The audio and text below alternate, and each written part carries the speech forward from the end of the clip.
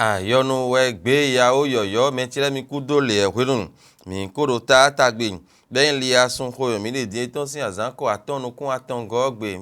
mi na tun hoja maleo e sogbe bo fon gbe mi ko ton mi na do leton e zero egbele we de buwa ma tin libu dio mi kan be sin e sodo ho ton do benjire a blood gbaja eyin ko mi de ton mi je mi de su sin ko bo mi don do afifo sun sin azan ton kun ton gbe on layo ali ple hon kan ten da ho sun vivo ton e don do de ene dion e ko blo ya ho din ya oyoyo in ali egbon mari na fune din yo weru zodu weru mo yin yan me telemin bo de yo yeru kenu po je de yin we de martin libre wedo ho enion para ku funion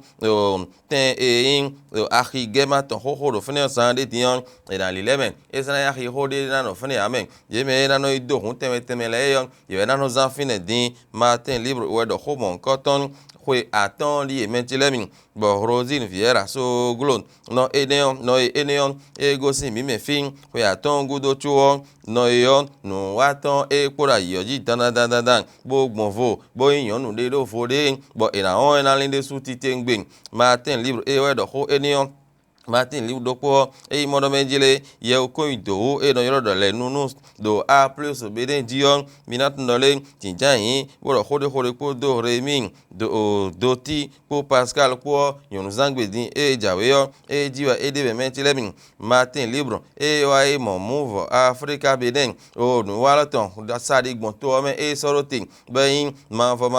no mon koton dion e egbon ayo jibi hui menjele min be role move africa neon eyedion ekpe ayoji bi kwin pombo hofo ovale tadagbe owansun eyedion o minatun do menjele apa eyeton hoyo leti to me odegbon egbon fose pombo martin libse bo sodo ihwetonji hodevo erofie eyin hoja e ma jakpata bominason jakpata mo benjele sena me hwa ijele sin gonu enion era zangete zande din nyonu zangbe e jawe ro bere to mi to enfio no mo koton e na hogbe pleno me ro gbero po do pa che papo me ma ro gbero po do pa che papo abikwi bo fifa na no to me mo hofo le chasseur info e we minason e ti me pondo menjele nugbo na ya yoji memenchilemi me itengbon ho fo nton do tadio ba ku le lobodo le yon le na si hokun le magbon alienu no poroporo iton si huno bo so yonu ye yon na so hoton bo de we ton ha de su titengbe da yoji ate pa na wa enion le matinal fonds da de su titengbe bo wa yi mo pono godun da ho mi ton etime pono menjire o pono gan bris alo anu dion ye me pono de letin bo nduro no me na jodo be glo nu pepe sun yido si kwekwe sun yido mesi ndeletin afọ gẹdẹgẹdẹ bo poron deletin boron dide me da ho ti hun teme bodo le gbere pon ikun si furo to me bo ndo jije ro poron le pa ho mo gbere pon me e ti gbon de to lo hun ya o je ho ton to lo bo le material sin lo bo do we ho ton jin fraternité e we mi na so din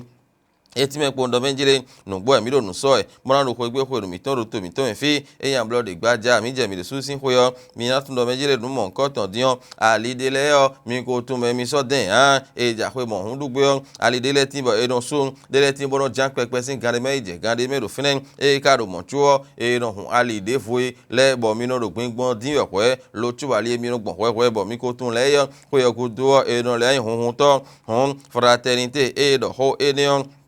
le paraquat e mi na so din o bele podo Niger po ho ero te fine yo mi gbe mi lo din ti ndole na man sin de yin but ya ne yo da din yo mi na so nu hu mo le mi na ho ba gbon yo mo din na gbon ti do hu wa ro ti wo do hu me chele mi l'emblème du jour mo do me jele ni wa da ho festival de master e blo ho gbonu yo azan ro po we blo ho ne me chele mi me o yo vo bogo sin tore podo me de vo go sin tore me lobo wa file mo no le e si huso lobonami azantan na yon de sou titengbe l'emblème du jour c'est bo so de kweton jin ndevo mi se yo menchele me hoja male lo ran yo den o akwe ko din bo yin akwe yari ade bo se de o sin to pele gbeta na desizan dion o Moise Okerekun le si hoblogbon ka be pa me yo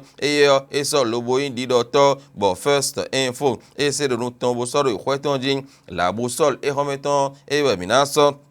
eti me kpo ndo menjele nugbo endo pon ahosuzo ro temi to fio we mano gbon kame gome ne kana blogbon bo we mano je kendo kpo do nu ndo huzu we no huzu ho do nu we gbero huzu nu kon ro tintin we hon we mano do gba gbagbada yi ne na blogbon we mana depo bo no huzi mi to ra iteme on do ayo dio we inu mi anu kun we me menjele mi do labu sol de su se honion bo so re kwetonjin l'informateur we mi na so din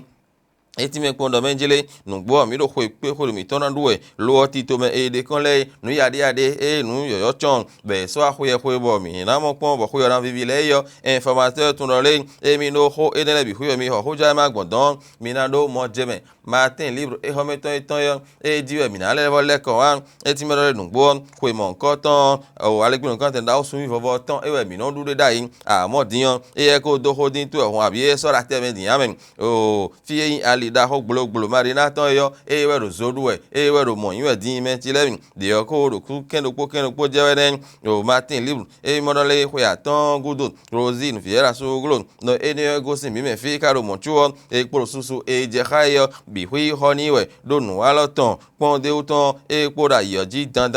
Martin libre do ho ene Martin liu dokpo mo paraku bo modo benjile ahi ya hi ho gema to do fune zare dion na huzu ba isra ya hi amen na fi me de bi na no ido hun le na no iglido na so lowo so blo na din Martin libre do enion move bene bu Africa bene dion ko pe ayo di bi hui me bonu wala to ma va vo sin o ye kamen bo Martin libre so da gade do ho ton jin no devo do ho Martin libre ton ji na yin o ye un coin do le nonus do a plus bene jine no mon koton dion tinja yon sangbe boti me ho bodo ho o ka o Pascal do ti po remi po Martin liu se honio boko so re hoton ji ho me tere mi hometon sana hu mo gbere pon ta gbe mi de so ira hone azanga gbe hoja ma de vo mi na lobo wa khole mi share